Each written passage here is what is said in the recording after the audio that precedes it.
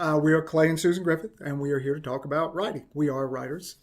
We have written the Vampire Empire trilogy. This is the first book called The Grey Friar.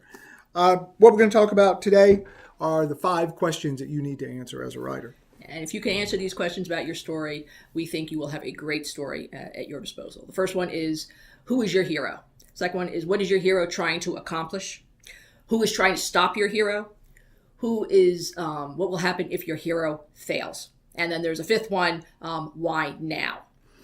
First question, who's your hero? We want to use an example that probably everyone knows, which is Star Wars. Not a big book, but a big movie, so everyone understands the example. Who's your hero? In this case, obviously Luke Skywalker is your hero. What do you want to do with him? You want to make him sympathetic. You want that audience and that readership to come with him. You want to make him suffer misfortune, be sort of an everyman that people can identify with. Have him be pleasant and nice quite often. Although that's not a requisite. So that you have to have a strong hero. When you're telling any story, you've got to have that hero that's going to take you on that journey. The next one is, what is your hero trying to accomplish? It's what's his motivations. For Luke, he is trying to save the galaxy. There's usually 3. With Star Wars, there was the emotional goal, the spiritual goal, and the physical goal. The physical goal. The physical goal is, of course, blow up the Death Star. The emotional goal is save the princess, and the spiritual goal is to become a Jedi.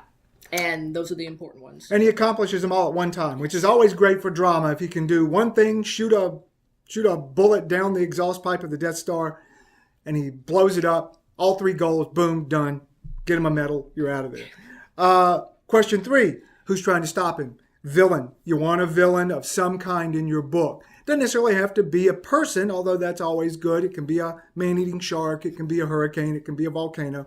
Just something that is going to stand in the way of your hero, that is completely antithetical to what your hero is trying to accomplish, who also has a story and a reason and a motivation and is sympathetic in their own way too. That's important. The next one is, what happens if he fails?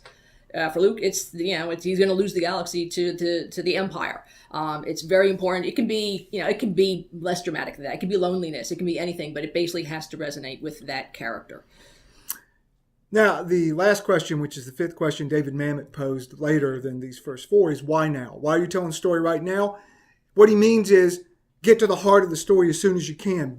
Get to the most dramatic point. You want your reader to jump into that book and go, holy cow, I've got to keep reading.